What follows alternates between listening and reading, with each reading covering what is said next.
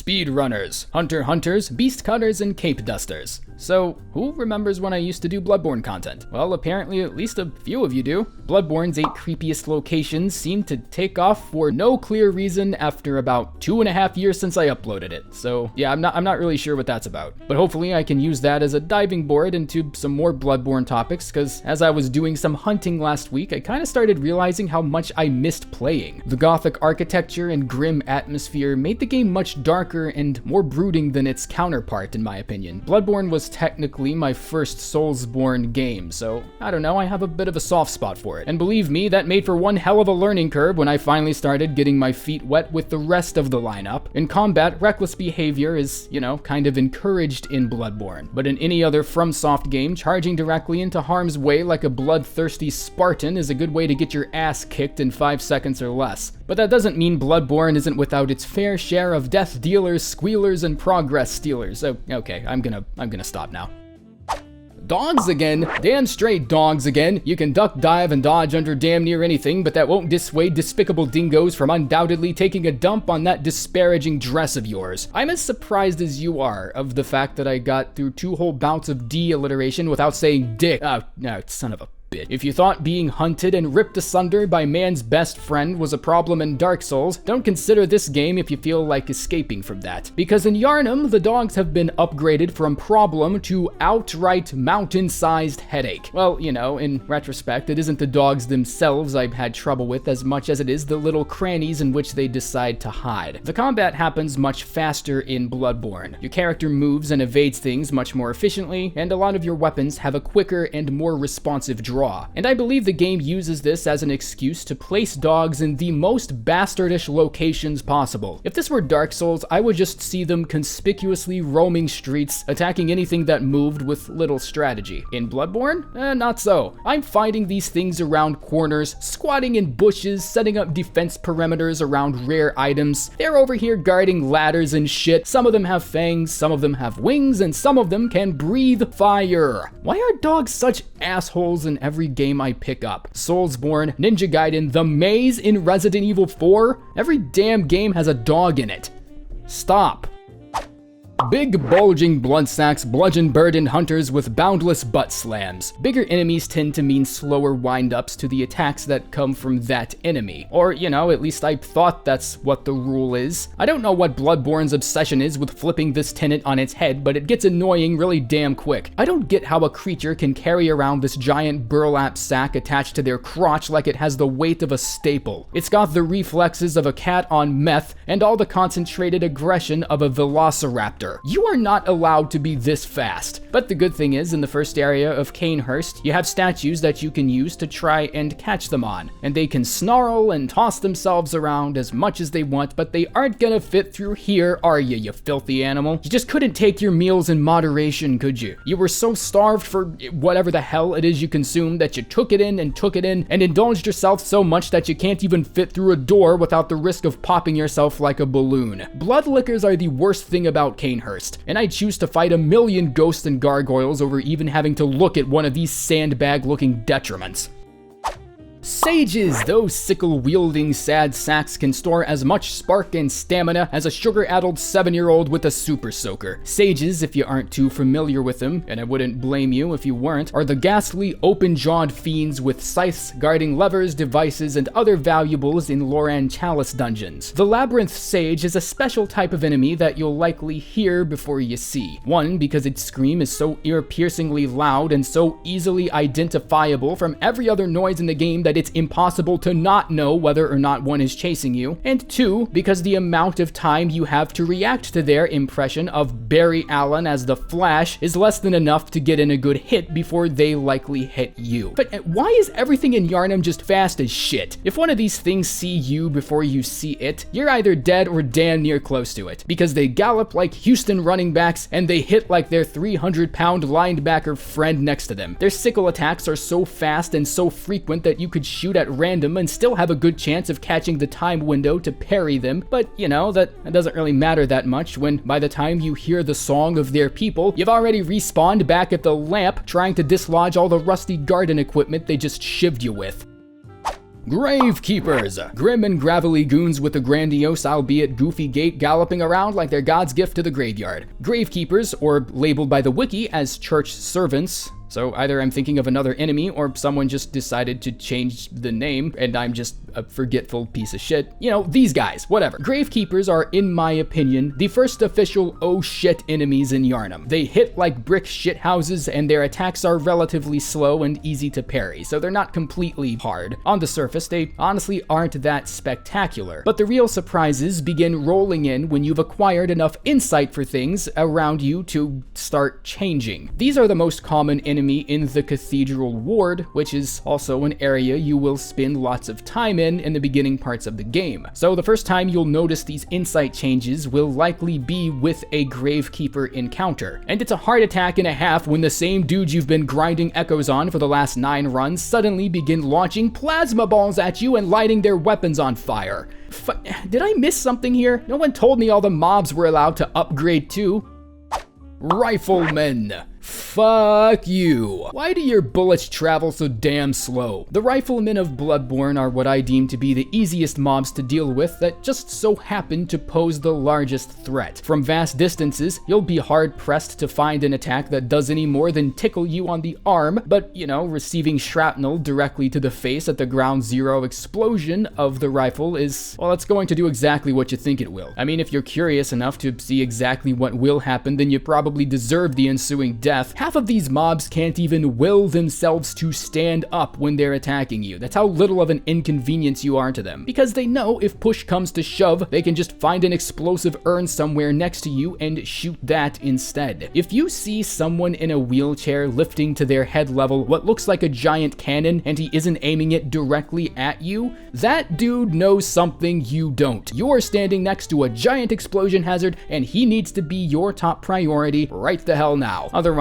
you're gonna have a pretty embarrassing story for the doll on the way back. What happened, good hunter? Well, I got my ass kicked by a dude in a wheelchair. How is that even possible?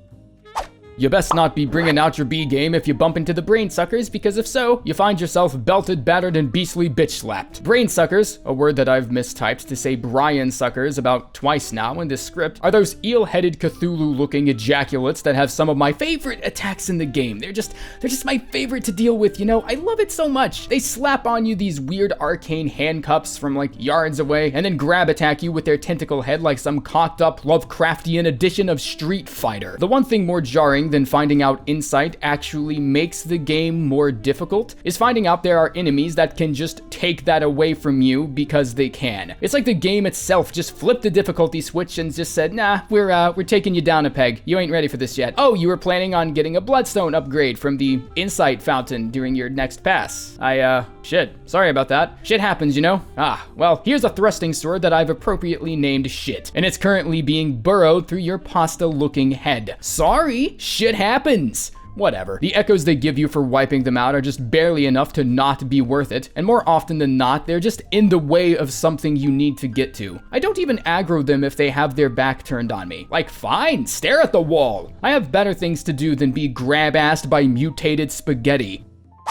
Pests. Pestiferous pests. Pint-sized little pricks that, despite their puny proportion, prey on pretty much anything. Spiders, maggots, snakes, whatever. They all piss me off. Let's call a spade a spade. They're pests. All of them. There's no difference. They never outright kill you by themselves. There's always some bigger threat looming around in which they're actively preventing you from escaping. Some enemies are difficult to fight. Some enemies will rip off your jugular vein and kill you so damn hard that your own family won't even get the funeral invitation until it's already over, but these things specifically are just annoying. They're the truest, most concentrated derivative of the game saying, fuck you. They aren't throwing you off cliffs or one-shotting you or anything like that. These dudes just catch you browsing your inventory, minding your own business, equipping this and consuming that. Suddenly, you hear the loud spattering of bodily fluids and close the menu to discover a swarm of giant malnourished rats trying to nibble your goddamn balls off.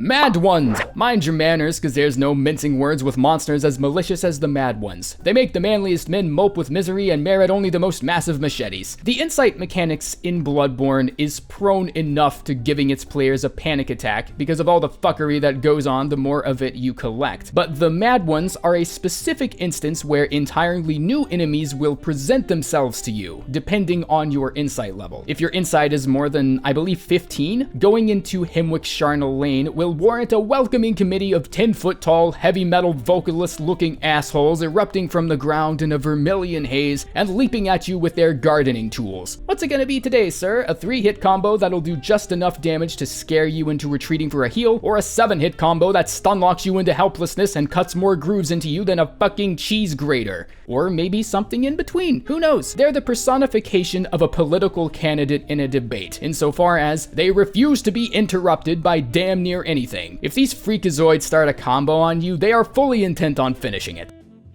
Ooh, what luck! I've been woefully bewitched by weeping, wicked wizards with no window of escape. Wretched weirdos with woman-like whimpers that'll have you wincing, wobbling, and wetting the bed all week. Remember when I said I thought Bloodborne was always much darker than its sister series? Well, here's reasons number 1 through goddamn 12 right here. If you haven't figured out by now that weird off-key humming and whimpering usually means run the hell in the exact opposite direction, you're just not paying attention. They're the culmination of every childhood lie told to you by your parents, because they literally have eyes in the back of their head. They inflict a status ailment that, when accumulated, makes you have, I don't know, a panic attack that takes away 80% of your max health because sure, why not? And the item you need to stave it off might be a pocket grab away, but that makes little difference when you're too busy being picked up and bear hugged by a pair of demonic lobster claws. If this attack lands and you aren't completely topped off, you're just dead. That's it. You're done. And no amount of health upgrades can save you because Frenzy takes away 80% of your max health. That's right, you bastard. The more health you pack around, the more dangerous these things become. What a kick in the fucking balls. I haven't even bothered to check how many echoes these things even give you when you kill them, because I've seldom ever forced myself into having to battle one of them. I don't even have to know how many echoes you get, and I still know they aren't worth it. Sharks.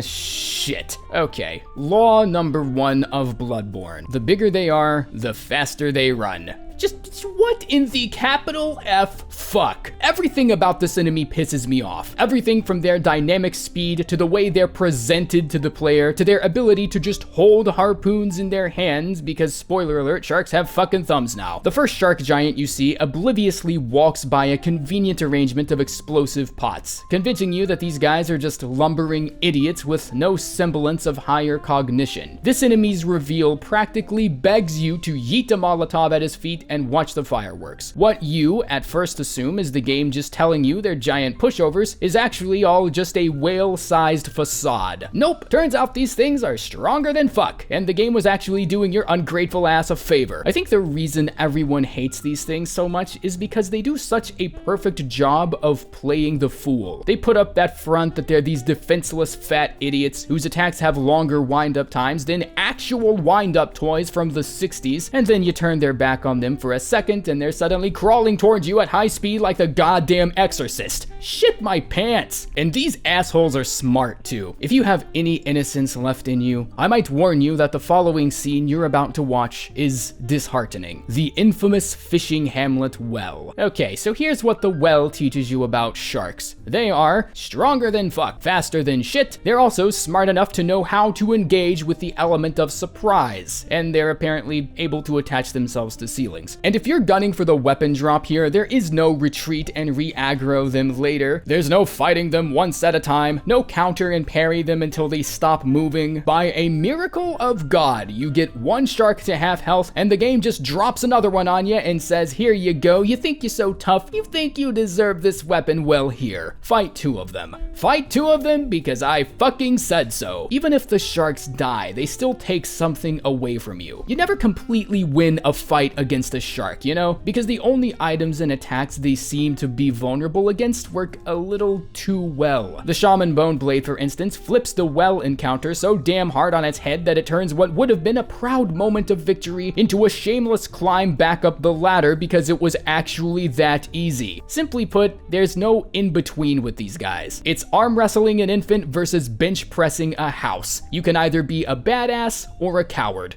Pick one. Some may say it's a bad move on YouTube to cover a topic that's already been covered to death by everyone, their mother, their sister, and their dog. And, well, you're probably correct. I'd honestly extend a high five if I knew you were still here listening, but let's face it, you probably bailed when you figured out the Snatchers weren't gonna be on here. I don't know why I've never had trouble with them, okay? Yeah, I know, I'm a freak. Don't worry, I feel left out, trust me. Someone help me figure this out. Thanks for tuning into The Forge. I'm Rusty. I'll see you in the next video, and get the hell out of here.